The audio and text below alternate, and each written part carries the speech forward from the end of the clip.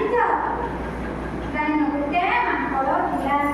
ଦିନେ ସେ କ'ଣ କଲା ଖଣ୍ଡିଏ ମାଂସ ନେଇ ଗୋଟିଏ ଫୁଲ ଉପରେ ଯାଉଥିଲା ହେଲା। ଯାଉଥିବା ସମୟରେ କ'ଣ ଥିଲା ସେ ପାଣିକୁ ଫୁଲ ତଳକୁ ପାଣି ଥାଏ ନା ପାଣିକୁ ସେ ଅନେଇଲା। ପାଣି ଯେତେବେଳେ ଅନେଇଲା କ'ଣ ଦେଖିବ ପାଣିର ଆମର ପ୍ରତିବିମ୍ବ ଦେଖାଯାଏ। ସେ ଯେତେବେଳେ ତାର ପ୍ରତିବିମ୍ବ ଦେଖିଲା ସେତେବେଳେ କ'ଣ ଦେଖିଲା ଦେଖିଲା ଗୋଟିଏ କୁକୁର ମାଂସ ଖଣ୍ଡିଏ ଧରିଛି। ତାର ତ ମୁଖ ପ୍ରବଳ ସେ କହିଲା ଯେ ଏତେ ବଡ଼ ଖଣ୍ଡେ ମାଂସ ଧରିଛି। ସେ ତାକୁ ଭୁ କହିଲା ତା ପାଖକୁ ସେ ମାଙ୍କଡ଼ ମାନେ ମାଂସ ଖଣ୍ଡିକ ଛଡ଼େଇ ଆଣିବା ପାଇଁ ଯେତେବେଳେ ନେଇ ପଡ଼ିଲା ତା ଉପରକୁ ସେତେବେଳେ କ'ଣ ହେଲା ପାଣିରେ ପଡ଼ିଗଲା। ତାର ମାଂସ ଖଣ୍ଡିକ ହଜିଗଲା। ଆଉ କ'ଣ ତା ପ୍ରତିବିମ୍ବ କୁକୁର ଆଉ ଦେଖିବାକୁ ପାଇଲା ନାହିଁ। ତାପରେ ସେ ପାଣିକୁ କରିପାରିଲା ନାହିଁ। ପାଣିରେ ତାର ଜୀବନ ଚାଲିଗଲା। କାରଣ ଅତି ଲୋଭ କଲା। ସେ ଯଦି ଲୋଭ ନ କରିଥାନ୍ତା ସେ ମରିଥାନ୍ତା କି ପାଣିକୁ ନେଇଥାନ୍ତା କି? ଆଚ୍ଛା ଏଇଟା କି ବିଷୟ?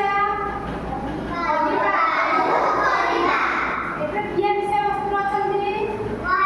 ମହାତ୍ମା ଗାନ୍ଧୀ ତାଙ୍କର ପତ୍ନୀ କିଏ? କାହାକୁ ଲୋକ ହେଇଥିଲା? କସ୍ତୁରବାଙ୍କୁ। କସ୍ତୁରବାଙ୍କୁ ଲୋକ ହେଇଥିଲା କ'ଣ ତାର ପ୍ରତିକାର କରିଥିଲା? ଲୁଣ ଛାଡ଼ିବା ପାଇଁ। ଯେତେବେଳେ ସେ କସ୍ତୁରବାଙ୍କୁ କହିଥିଲେ ଲୁଣ ଛାଡ଼ିବା ପାଇଁ ଗାନ୍ଧୀଜୀଙ୍କୁ ସେ କ'ଣ କହିଥିଲେ? କହିଥିଲେ ଲବଣ ବିନା କୌଣସି ଖାଦ୍ୟ ସ୍ୱାଦିଷ୍ଟ ଲାଗିବ ନାହିଁ। ସେଥିପାଇଁ ଲୁଣକୁ ଛାଡ଼ିପାରିବି ନାହିଁ ହେଲା। ତୁମେ ଲୁଣ ଛାଡ଼ିପାରିବ ତ? ସେତେବେଳେ ଗାନ୍ଧୀଜୀ ତାଙ୍କ ମନକୁ ଉପାୟଟି ଆସିଲା। ସେ କହିଲେ କ'ଣ ନା ମୁଁ ନିଜେ ଛାଡ଼ି ତାପରେ ତାକୁ କହିଲି। ତାପରେ ଗାନ୍ଧୀଜୀ କ'ଣ କଲେ ନା ନିଜେ ଲୁଣ ଖାଇବା ଛାଡ଼ିଦେଲେ। କିଛି ଦିନ ପର୍ଯ୍ୟନ୍ତ ତାଙ୍କୁ କଷ୍ଟ ଲାଗିଲା। ଖାଦ୍ୟ ସ୍ୱାଦିଷ୍ଟ ଲାଗିଲା ନାହିଁ। ତାପରେ କିଛି ଦିନ ପରେ ତାଙ୍କର ଅଭ୍ୟାସ ପରିଣତ ହୋଇଗଲା। ତାପରେ ସେ କସ୍ତୁରବାଙ୍କୁ କହିଲେ। ତାହେଲେ ଏଇଟା କ'ଣ ଅଛି କହିବା ଆଗରୁ କରିବା ହେଲା।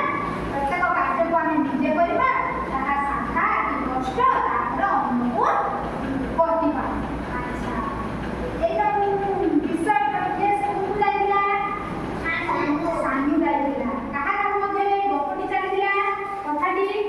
ସାନୁର ମା ଆଉ ସାନୁ ମଧ୍ୟରେ। କେବେ ଗାନ୍ଧୀଜୀଙ୍କ ଜନ୍ମଦିନ ପାଳନ କରାଯାଏ? ଅକ୍ଟୋବର 2 ତାରିଖ ଗାନ୍ଧୀ ଜୟନ୍ତୀ ବା ଗାନ୍ଧୀଜୀଙ୍କ ଜନ୍ମଦିନ ପାଳନ କରାଯାଏ। ସାନୁର ବିଦ୍ୟାଳୟରେ ଗାନ୍ଧୀଜୀଙ୍କ ଜନ୍ମଦିନ କିପରି ପାଳନ କରାଯାଉଥିଲା? ଗାନ୍ଧୀଜୀଙ୍କ ଫଟୋଚିତ୍ରରେ ଫୁଲ ଚଢ଼ାଇ ଧୂପ ଚନ୍ଦନ ଦେଇ ତାଙ୍କ ଜନ୍ମଦିବସଟିକୁ ପାଳନ କରାଯାଉଥିଲା। ଗାନ୍ଧୀଜୀ ପୁସ୍ତକରୁ କ'ଣ ପଢ଼ୁଥିଲେ?